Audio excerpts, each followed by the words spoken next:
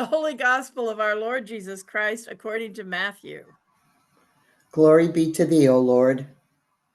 In the time of King Herod, after Jesus was born in Bethlehem of Judea, wise men from the east came to Jerusalem asking, "Where is the child who has been born to the King of the Jews?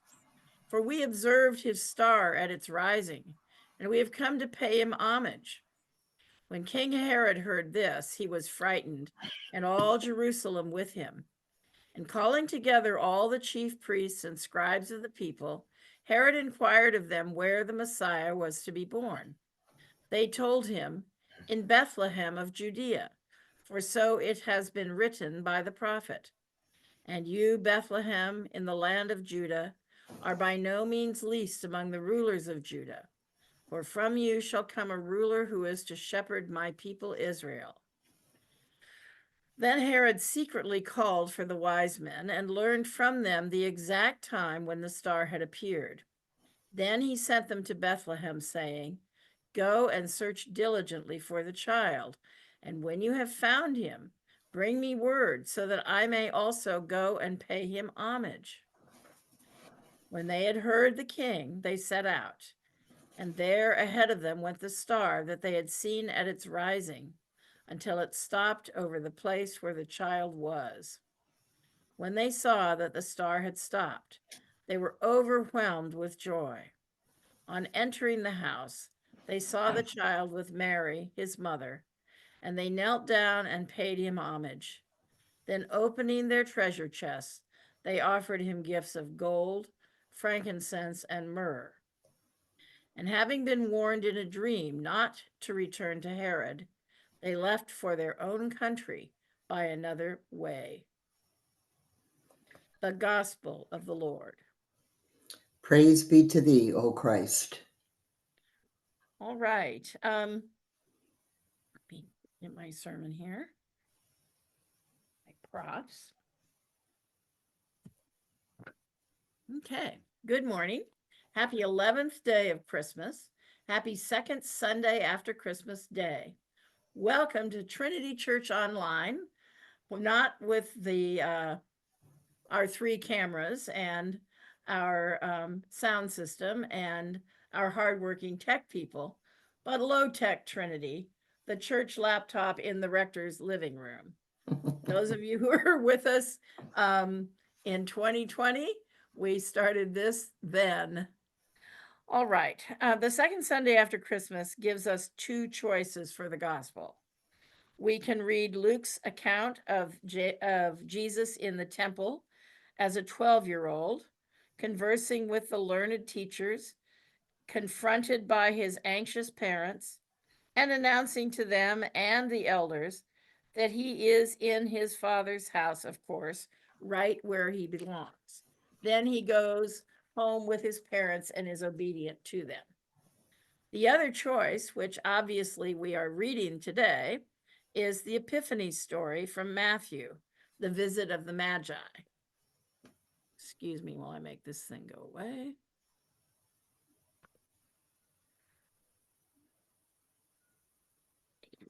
The Magi are representations. Oh, here are representations of the Magi.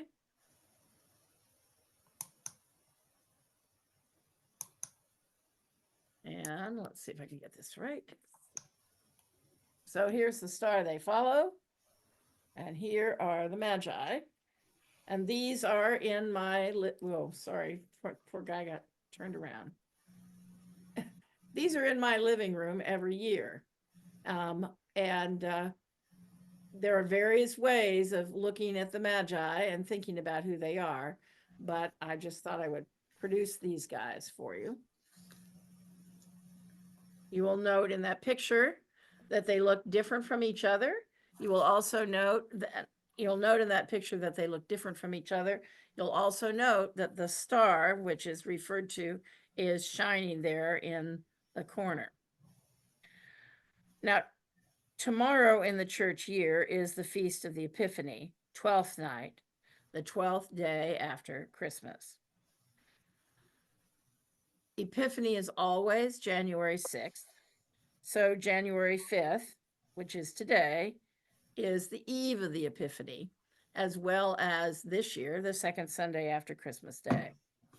This story, the visit of the Magi, demonstrates the spread of the good news beyond the shepherds and the people of Bethlehem, who have heard the shepherd's message to the Gentiles well beyond the tiny region of Palestine.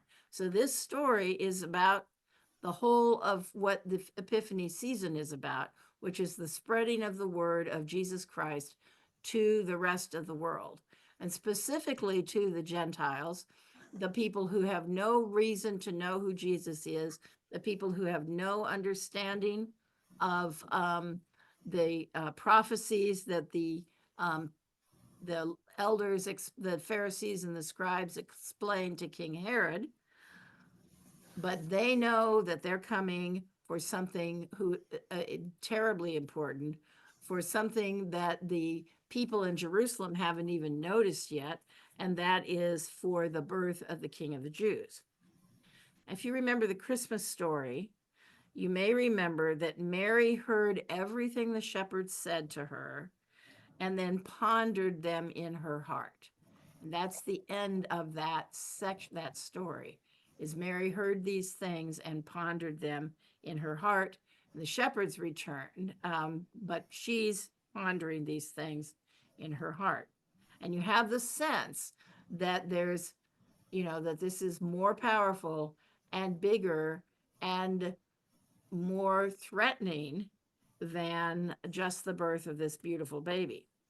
And we also know that that's true because we know that the birth has no meaning whatsoever or no purpose of being described whatsoever without the crucifixion of Jesus Christ and his resurrection. So that story, the crucifixion and the resurrection, looms behind and ahead of the child in the manger. So today's story of the visit of the Magi, we get that same double awareness that we see in the story of the birth. And that awareness is that danger looms ahead and behind this child. And the danger in this case is in the person of Herod. Herod, who is the king of Israel, but only because the Romans are allowing him to be, and he does not have power to do what they say he does in this story, which is call the Sanhedrin, the council, together and inquire of them all of these things. He can inquire, but they wouldn't necessarily come at his bidding because they also are in place by Roman approval. But his kingship, Herod's kingship, is really fragile and he is really threatened. So he inquires, when did you see this child? I mean, when did you see the star? How long did it take you to get here?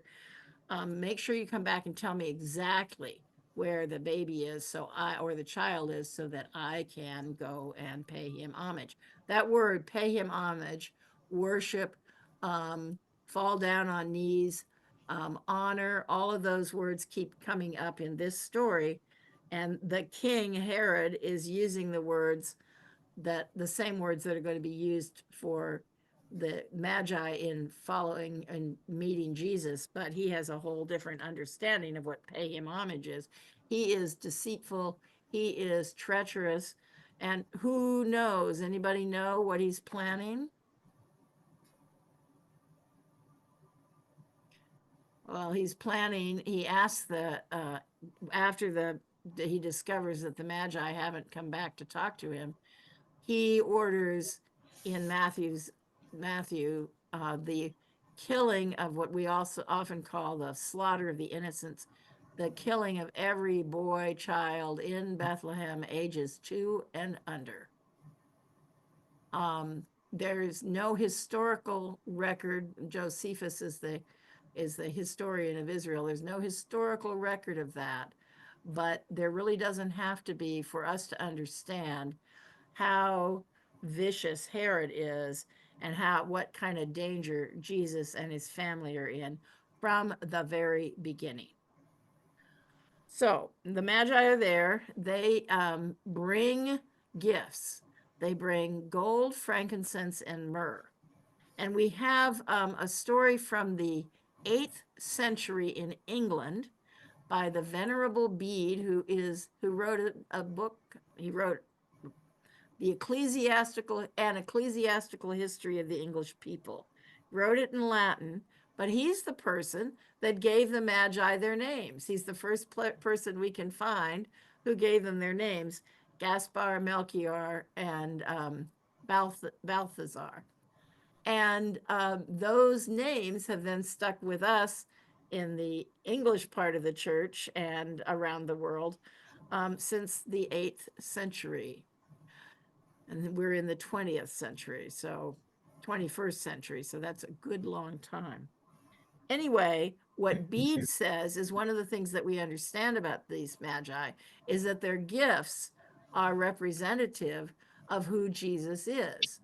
You have gold for a king, you have frankincense, incense for a god, and you have myrrh for burial.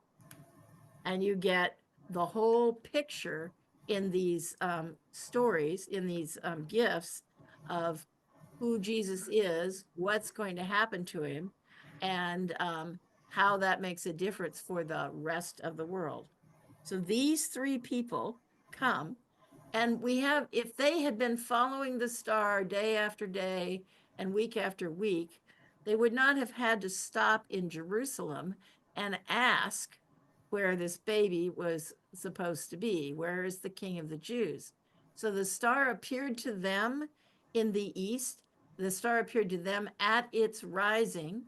They may be very, very far east, or they might have been in Babylon. Nobody really knows because the story is only in Matthew, but it would have taken them a good long time to get there. And after they ask Herod to find out where the child is to be born or is to have been born, then they head toward Bethlehem, and then the star appears again for them, and it stands over the place where the child is. So that star, whether it's a comet, whatever it is, the people in Jerusalem haven't noticed it, but these astrologers, these people who watch the sky and interpret the stars from far in the east of this area, have been watching, have been interpreting, and they have mapped out their route without necessarily having anything to guide them. So the star appears at its rising, and then it appears for them over the stable, and then they go, or the house, and then they go home by another road, by a different way. So what they do, even though they are not Jews, they are not aware of all of the traditions and the expectations and the hope for the Messiah, but they get there, they fall on their knees, and they present gifts that are representative of who that child is. And then they've been changed. They go home by another road. They are not the same people they were when they got there. And the dream warns them not to go to Herod, and they don't. So these people who follow the stars, who are pagans, Gentiles, people who don't know anything about the history of the Jews or anything about who the Messiah might be, find the Messiah and fall on their knees in front of him. And this story, the star, is significant for all of us because it's what shines, it's what glows, it's what stands over the place where Jesus is, and it's what shines down through the centuries to our day. And we are called to be the stars for other people. We are called to be that star for the light of Christ to shine through us and spread throughout the world. That's what we're here for. That's what the season of Epiphany is about. It's about the revealing of who Jesus is more and more and more deeply and more deeply, and about the calling to all of us to be the light that shines, that leads other people to Jesus. So we are people who are to shine our light, which is reflective of the light of Christ, and bring people to the place where Jesus is. We ourselves have to come continually to follow that star, to find that star, to remind ourselves of who Jesus is. Not just the baby in the manger, but the man who died on the cross and rose again. Not just the child in the temple, but the man who died on the cross and rose again. Not just the man who walked along the shore of Galilee, but the man who died and rose again. The person who's fully human, fully divine, and from the beginning, surrounded by controversy and intrigue because he is a different kind of king. He's a different kind of king to begin with. He's a different kind of king at the end. And we need to remember that his life, his death, his resurrection, his birth, all of these things point us to an understanding that the things of the world, Herod's power, our competition and grappling after stuff, our disagreements among denominations, among world powers, among all the ways in which we humans can fight with each other. What we're called to do instead is look at that star, find the place where that person is, and then recognize that one of the places that Jesus is in our hearts, and then we become the light of the star to point to Jesus ourselves.